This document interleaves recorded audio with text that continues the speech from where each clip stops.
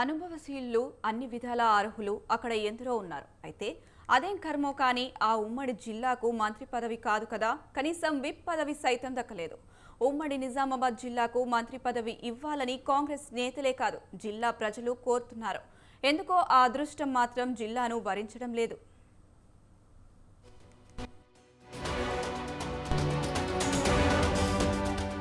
రాష్ట్రంలో కాంగ్రెస్ ప్రభుత్వం ఏర్పడి ఏడాది అయింది.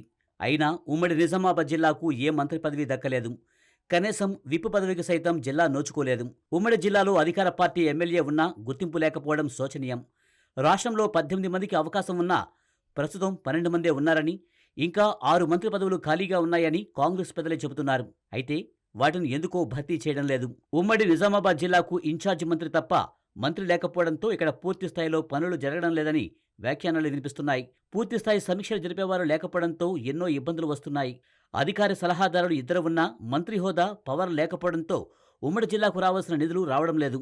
కీలకమైన ప్రాజెక్టు పనులతో పాటు ఇతర అభివృద్ధి పనులు నిలిచిపోతున్నాయి. ప్రతిసారి అవకాశం వస్తుందని జిల్లాకు చెందిన ఎమ్మెల్యేలు ఎదురుచూసినా ప్రయోజనం మాత్రం ఉండడం లేదు.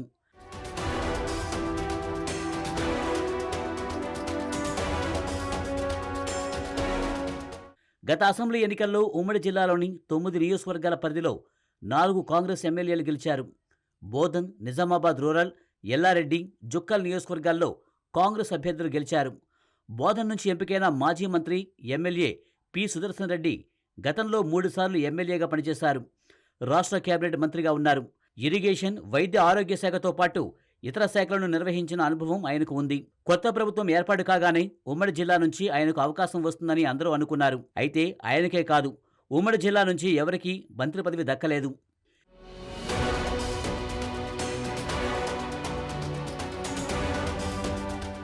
నిజామాబాద్ రూరల్ నుంచి డాక్టర్ భూపతిరెడ్డి, ఎల్లారెడ్డి నుంచి మదన్మోహన్ రావు, జుక్కల్ నుంచి లక్ష్మణరావు తొలిసారి ఎమ్మెల్యేగా ఎంపికయ్యారు. సీనియర్ ఎమ్మెల్యే మాజీ మంత్రి సుదర్శన్ రెడ్డికి అవకాశం ఉందని, ఆయనతో పాటు మరొకరికి మంత్రి పదవి వస్తుందని కొందరు సీనియర్ కాంగ్రెస్ నేతలు బాహాటంగానే చెబుతున్నారు. అయితే ఇప్పటికీ స్పష్టత రాలేదని మరికొందరు అంటున్నారు. కాంగ్రెస్ ప్రభుత్వం ఏర్పడ్డాక ఉమ్మడి జిల్లా పరిధిలో 5గురికి కార్పొరేషన్ చైర్మన్లుగా అవకాశం కల్పించారు. పార్టీ జిల్లా అధ్యక్షులు మానాల మోహన్ రెడ్డి, అన్వేష్ రెడ్డి, మాజీ ఎమ్మెల్యే ఈరవత్రి అనిల్, సీనియర్ నేత కాసుల బాలరాజుకు కార్పొరేషన్ చైర్మన్లుగా అవకాశమిచ్చారు. పార్టీ సీనియర్ నేత గడువు గంగాధర్కు రాష్ట్ర వ్యవసాయ కమిషన్ సభ్యులుగా అవకాశం కల్పించారు. ప్రభుత్వం ఏర్పడగానే మాజీ మంత్రి షబ్బీర్ అలీని రాష్ట్ర ప్రభుత్వ సలహాదారునిగా నియమించారు. రాజకీయ పరిణామాల అనంతరం బీఆర్ఎస్ నుంచి కాంగ్రెస్లో చేరిన మాజీ స్పీకర్ పోచారం శ్రీనివాసరెడ్డిని వ్యవసాయ శాఖ సలహాదారులుగా నియమించారు.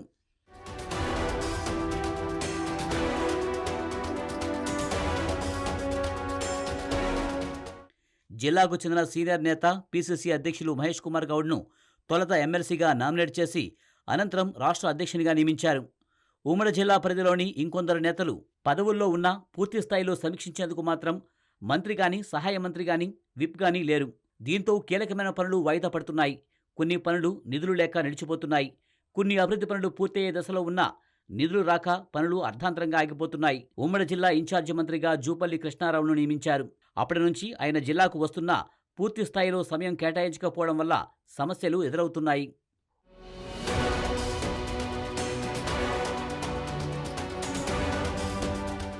ఉమ్మడి నిజామాబాద్ జిల్లా నుంచి సీనియర్ నేతకు అవకాశం కల్పిస్తే అభివృద్ధి పనులు వేగవంతమయ్యే అవకాశం ఉంది. పర్యవేక్షణ లోపం వల్ల కొందరు అధికారులు, ఉద్యోగుల నిర్లక్ష్య వైఖరి అవలంబిస్తున్నట్టు తెలుస్తోంది. మంత్రివర్గ విస్తరణలు ఈసారి తప్పక ఉమ్మడి నిజామాబాద్ జిల్లాకు అవకాశం కల్పించాలని పలువురు కోరుతున్నారు.